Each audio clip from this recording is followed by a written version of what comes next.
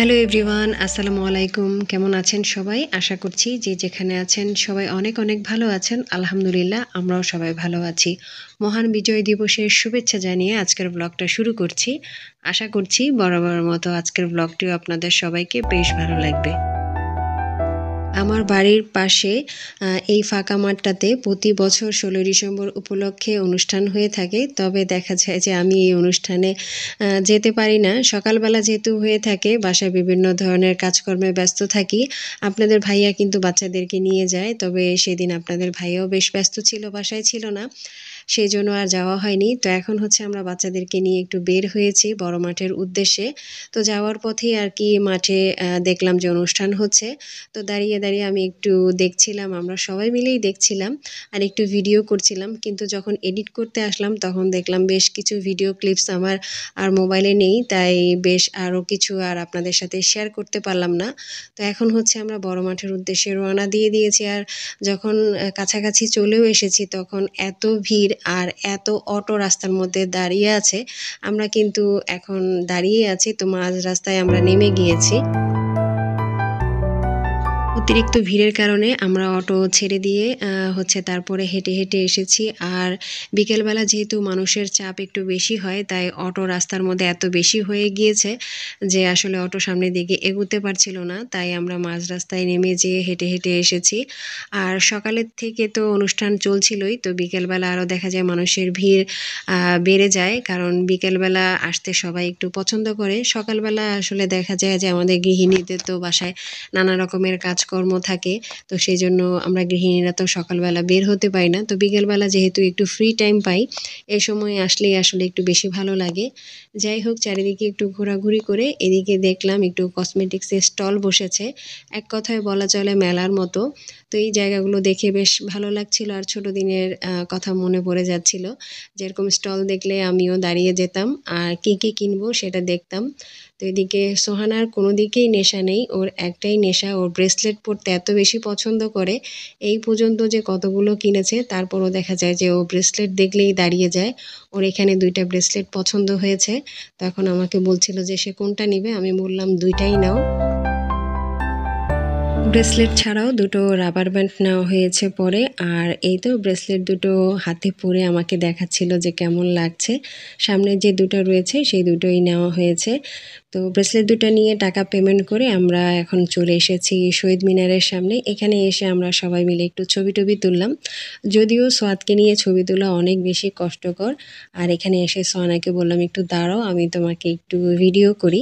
যদিও সে ভিডিও করতে দিতে একদমই পছন্দ করে না। তো আজকে ড্রেস পরেছে দেখে আমি বললাম, দাঁড়াও, মায়ের ড্রেস পরেছো, একটু ভিডিও না করলে কেমন হয়। আজকে যে ড্রেসটা সোহানা পরেছে সেটা আসলে আমার ড্রেস। গত ৫ বছর আগে এই ড্রেসটা আমি কিনেছিলাম। তো আসলে আমার পরাই হয় না। তো ও খুবই ভালো লাগে, সেই জন্য সে আজকে এটা পরেছে। আর চারিদিকে এরকম পতাকা নিয়ে ঘুরছিল, এগুলো দেখতেও আসলে অনেক বেশি ভালো লাগছিল। তো আমার মেয়েটাকে কেমন লাগছে অবশ্যই কিন্তু কমেন্ট করে জানাবেন আর মাশাআল্লাহ বলতে কিন্তু ভুলবেন না। তো আস্তে যখন সন্ধ্যা হয়ে আসছিল তখন এরকম চারিদিকে আলো ঝলমলে করছিল, চারিদিকে আলো জ্বলে উঠছিল আর দেখতে এত ভালো লাগছিল। প্রশাসনিক ভবনটা এভাবে সাজিয়ে রেখেছিল, সেটা দেখতেও খুব ভালো লাগছিল। প্রত্যেক বছরই আসলে এভাবে একটু সাজিয়ে গুজিয়ে রাখে আর বড় মাঠটা দেখতেও বেশ ভালো লাগে। আর সন্ধ্যা হয়ে গেলেই বড় মাঠে থাকতে বেশি ভালো লাগে। তো আমরা যেহেতু বেশিক্ষণ থাকবো না, আস্তে যেহেতু খোলা মাঠের নিচে একটু ঠান্ডা পড়ে যাচ্ছিল, তো আমরা এখন চলে এসেছি চা খেতে। আর এই তো আমাদের পছন্দের গ্রাজুয়েট চাওয়ালার এখানে এসেছি। ওনারা কিন্তু চায়ের পাশাপাশি ফাস্ট ফুডের অপশনও রেখেছে। তো এখানে এসে আমাকে বলল যে আপু মেনু চার্টটা দেখে নেন, কি খাবেন সেটা অর্ডার করেন। তো বরাবরের মতোই আমাদের তো সবসময় পছন্দ নাচোস, তো সেটা অর্ডার করেছিলাম। সেই সাথে একটা বার্গার অর্ডার করেছিলাম আর মোমো অর্ডার করেছিলাম আপনার ভাইয়ার জন্য, কারণ সে এই ধরনের খাবারগুলো খুব একটা বেশি পছন্দ করে না, একটু মোমো খেতে পছন্দ করে। সেই সাথে চা তো অর্ডার করেছিলাম। তো এখানে বড় পাতিলে চা বানাচ্ছিল, এটা দেখে খুব ভালো লাগছিল। তো ভাবলাম একটু ভিডিও করি, আপনাদের সাথেও একটু শেয়ার করি। তো এই তো বড় পাতিলে চা বসিয়ে রেখেছে। আর ওনারা হচ্ছে যেই লাইটিংটা করেছিল সেই লাইটিংয়ের কারণে আসলে দেখতে খুব একটা ভালো লাগছিল না। ফাইনালি খাবার তো চলে এসেছে আর এই তো আমরা সবাই মিলে এখন বসে খাচ্ছি।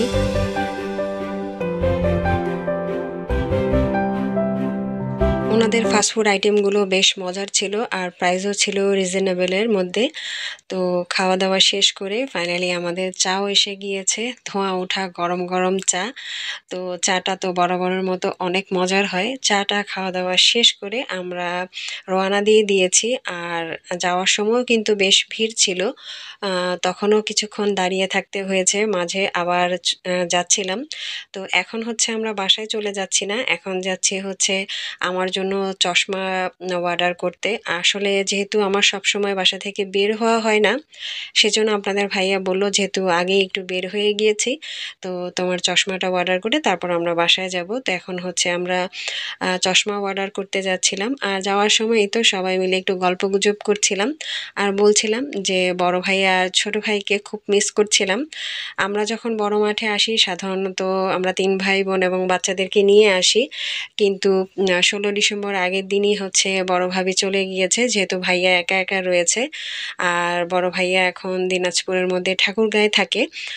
আর হচ্ছে ছোট ভাই আসতে পারেনি, কারণ হচ্ছে ছোট ভাইয়ের এক তো ছোট বেবি আছে, সেই সাথে আমার আম্মা যেহেতু অসুস্থ, আসলে বাসায় আমার মাকে ওইভাবে একা একা রেখে এখন 3 ভাই বোন একসাথে কোথাও বের হওয়া অনেক বেশি কষ্টকর হয়ে যায়।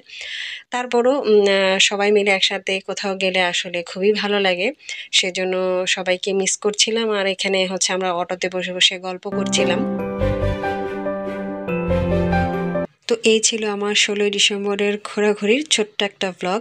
কেমন লাগলো আজকের ভিডিওটা অবশ্যই কিন্তু কমেন্ট করে জানাবেন। যদি ভিডিওটা ভালো লেগে থাকে তাহলে ভিডিওতে লাইক দিতে কিন্তু ভুলবেন না। আর আপনি যদি এরকম ভিডিও আরও দেখতে চান চাইলে কিন্তু আমার চ্যানেলটা সাবস্ক্রাইব করে রাখতে পারেন। আর যারা অলরেডি কাজ করে ফেলেছেন তাদের সবাইকে অসংখ্য অসংখ্য ধন্যবাদ।